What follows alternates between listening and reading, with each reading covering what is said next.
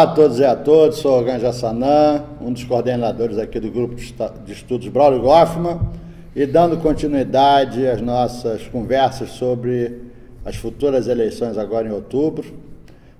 Recebemos hoje aqui a gentil visita, nosso irmão Paulo Bastos, candidato a deputado estadual pelo Rio de Janeiro, lá de Vassouras. Como é que o senhor está? Axé. Eu estou muito bem. Que bom. Paulo Bastos é um bandista, está iniciando a vida espiritual dele lá em Vassouras e veio aqui para conversar com a gente. Meu amigo, me diga, religião e política se misturam? Essa é uma pergunta sua padrão, né? Eu vou responder para os seus ouvintes, tá? À vontade. Sim. Religião e política se misturam enquanto houver espaço na política para a gente resolver as questões da religião. Sim, se misturam. E quais seriam essas questões da religião hoje? São várias. Eu acho que o primeiro ponto é o que a gente está vivendo com perseguição a terreiros de roças de candomblé e terreiros de umbanda. Precisa haver espaço para discutir isso. E a gente vem de uma religião de matriz africana de mais de 5 mil anos. E o que está acontecendo? Ninguém vê isso, ninguém enxerga isso. E a gente sofre as consequências, né, dessa falta de visão das pessoas. Sim, perfeitamente. E você tem um agronegócio? Não, é uma... Como é? Explica essa história aí para a gente entender esse movimento que você está desenvolvendo lá em Vassouras. Tá bom. Eu não tenho agronegócio, eu sou antagônico ao agronegócio. Eu tenho um negócio que envolve agricultura, mas é uma agricultura justa. Eu pratico uma relação justa com a terra. O que é que acontece? Eu fui empresário há muito tempo, sou oriundo da construção civil, de desenvolvimento imobiliário. Eu não tinha construtora, né, mas eu fazia planejamento imobiliário, então eu lidava com construtora. E via a desigualdade que isso gerava. Nas relações, normalmente meus clientes eram banqueiros, e desigualdade que isso criava na sociedade, porque havia uma desigualdade no ganho, havia um tratamento diferente. E eu comecei a olhar para esse tratamento e me senti muito desavontade. Teve um momento que eu estava fora do Brasil que caiu a minha ficha que toda a arte, todo o estudo, todo o desenvolvimento da nossa sociedade é descartável, é para consumo. Então a gente aprende algo que a gente vai criar para ser consumido e ser descartado. Isso começou a não fazer sentido para mim. E aí caiu uma ficha para mim de que eu tinha que buscar um outro caminho, que não era esse caminho do mundo empresarial, de viver na cidade. E abracei esse caminho. Meus amigos falaram que eu tinha ficado maluco, né? Eu comecei a procurar uma fazenda para comprar, vi algumas e acabei indo parar numa fazenda muito próximo a onde eu tive sítio de infância, onde eu frequentei o sítio do meu avô, na região de Vassouras. E consegui comprar uma fazenda, tinha 5 nascentes, era uma área completamente degradada, o Ganja Sanã, destruída. Tinha sido aras por muitos anos, então eram pastos plantados, lavrados e semeados para gerar capim, para alimentar cavalo, que hoje a gente sabe que é só uma questão de vaidade, porque é um bicho que não produz nada, é um bicho que você não precisa mais para te transportar. Então é um bicho muito bonito e um cavaleiro se sente muito bem montando um cavalo bonito por pura questão de vaidade. Então eu olhei aquilo e pensei, nossa, isso aqui tem tudo que eu não quero, mas é exatamente o que eu preciso. Eu vou comprar isso e vou transformar isso. Então eu comprei essa propriedade e comecei um processo de recuperação. Primeiro fui estudar agricultura, porque eu não venho de agricultura, fui aprender agricultura. E tive uma roça convencional, vi uma parceria do antigo proprietário com o produtor, e eu vi nessa roça convencional o absurdo que é a agricultura, não só no nosso estado, mas no Brasil, porque a legislação permite. Então fui comprar veneno para botar na roça, e o veneno que precisa ser usado é 10 vezes mais do que a quantidade recomendada na embalagem que permite o consumo humano. E eu tive que botar 10 vezes mais.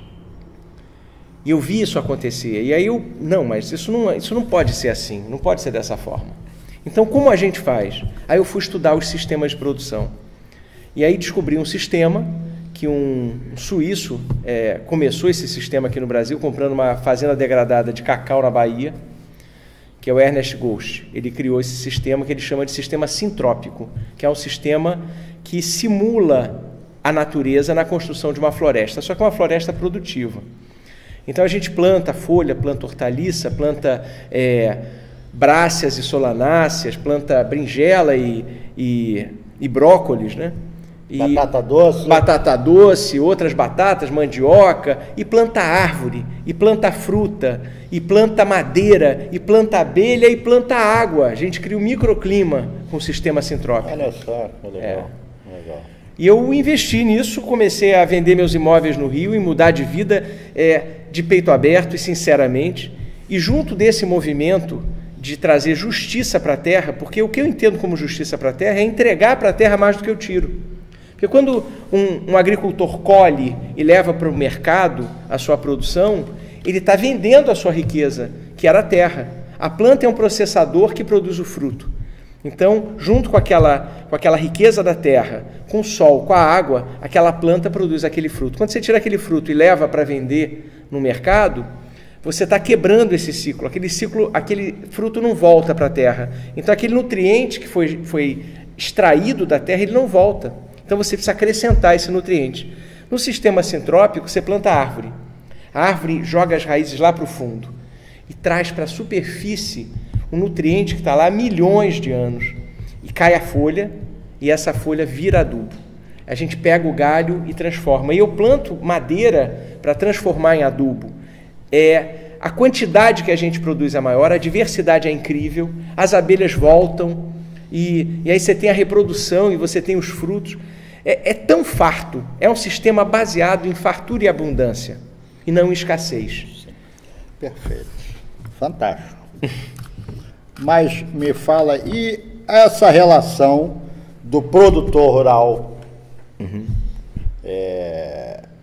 que a gente já teve aqui vários debates, várias discussões sobre a questão da agricultura familiar, dessa relação da exploração desse trabalho no campo, e esse povo que trabalha para burro está cada dia mais pobre. Como é que você percebeu isso na prática? Você? A agricultura familiar existe porque a família não ganha, a família ganha junta, então ninguém tem salário. Porque se você for definir salário para cada um, a agricultura familiar é inviável. Então, o agrobusiness mata a agricultura familiar. A gente precisa de espaço para a agricultura familiar, e esse espaço tem que vir de política pública. Porque quando você não tem uma boa escola, a família, os filhos, quando começam a ter filhos, eles querem ir para um lugar onde tem uma educação melhor. Eles não querem aquela labuta debaixo do sol, com a enxada, para os seus herdeiros, né? Para os seus filhos, para os seus descendentes. Sim. Então você tem que tirar, então tem que ter escola, você não tem estrada para escoar a produção, você não tem incentivo para educar, você não tem educação voltada para um sistema que seja justo com a terra.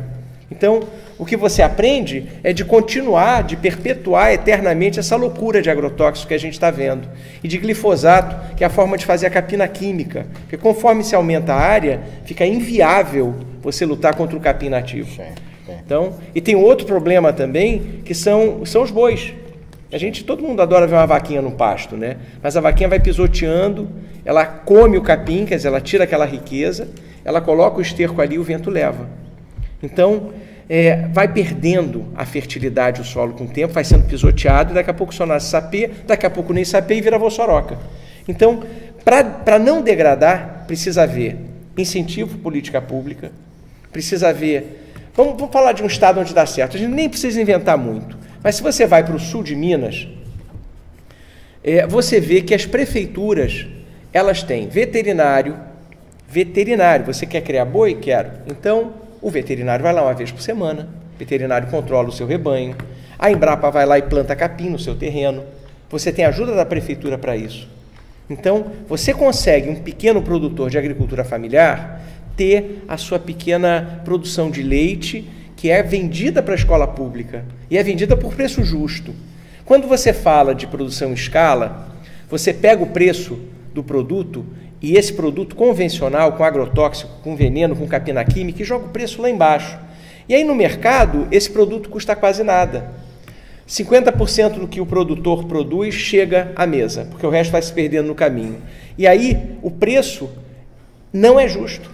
E como é que um pequeno produtor consegue sustentar a família se ele troca dinheiro a maior parte do tempo? E de vez em quando ele dá a sorte de conseguir uma safra que é valorizada. E aí naquela safra que é valorizada ele paga as dívidas. Ele vai vivendo assim. Então não é sustentável. O que falta é política pública para a agricultura. E por que votar em Paulo Bastos? Eu devolvo para você a pergunta. Por que não votar no Paulo Bastos? Mas eu quero que você então vamos lá. Os meus irmãos eu vou explicar. Por que votar no Paulo Bastos? Essa é a pergunta que é a mais fácil para eu responder, porque eu sou o Paulo Bastos. Então eu me conheço, vocês ainda não me conhecem. Mas a minha história é uma história verdadeira. O que eu estou contando para vocês é exatamente o que eu estou fazendo na minha vida. Quem tiver dúvida, www.fazendadaluz.com, para ver o que eu criei, o que eu estou criando há 3 anos. Nesse processo de criar a Fazenda da Luz, eu me reconectei com a terra, me reconectei com os meus ancestrais e entrei no processo de Umbanda. É muito novo para mim, Umbanda. E Umbanda fundamentada em nação. Eu sou da nação Jeje-Marim. E por quê? Como é que eu fui parar nisso? E como é que eu estou acolhendo isso? Eu acho que isso faz parte de um processo muito maior, que desde que eu vim pequeno e comecei a me desenvolver, eu vim me preparando para poder fazer esse movimento com mais de 50 anos. E eu estou vivenciando esse movimento, estou aberto e estou acolhendo tudo que está vindo. Para mim é tudo novo. Mas é novo e é real. E as pessoas me perguntam assim, como é que você está montando uma terra se você chegou ontem na Umbanda, né? Eu cheguei ontem na Umbanda nessa vida. Nessa vida. Perguntem para os seus guias quem sou eu e há quanto tempo eu estou nisso. Porque eu perguntei para os meus. E a resposta vocês vão descobrir. É isso. Perfeito. E a Fazenda da Luz? O que é esse processo? Fazenda da Luz é a cura dessa terra. Eu estou criando um ponto de luz onde eu bato a minha Umbanda às segundas-feiras, onde é uma Umbanda fundamentada na nação. Então vai ser um Umbanda Molocô. E a partir de 13 de maio do ano que vem a gente começa com gira aberta, a gente vai definir o calendário. Até lá é gira de desenvolvimento. Às vezes eu incorporo sozinho e vêm as minhas entidades e fazem as coisas que elas têm que fazer para curar e para gerar um ponto de luz ali para o planeta. Cada um de nós de Axé, a nossa obrigação é ser um ponto de luz, um ponto multiplicador da luz que a gente recebe do nosso orixá, do nosso Vodum. E eu entendo que a Fazenda da Luz é parte desse processo. A gente bate Umbanda fundamentada em Candomblé, a gente tem cura holística, a gente tem hospedagem e a gente tem a cura da terra no processo de agroecologia.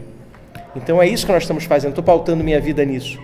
Minha renda diminuiu imensamente, mas o meu prazer de tomar uma água de verdade, comer uma comida de verdade e trazer a cura para outros irmãos está sendo imenso. E eu quero compartilhar isso. A coragem para vir candidato, porque exigiu muita coragem, viu, minha Jacinã? Não preciso disso. Então, a escolha é justamente trazer justiça para essa área também. Para uma área que a gente vê que está tão mal cuidada, tantos políticos profissionais que não fizeram nada até hoje.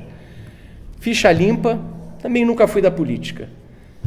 Vontade de realizar, está aqui presente. E eu mudei a minha vida. A minha vida é o exemplo do que eu quero fazer na Câmara. E tem uma coisa, ô Ganja Sanã, se eu entro na Câmara, a chance de eu estar tirando a vaga de um corrupto é imensa.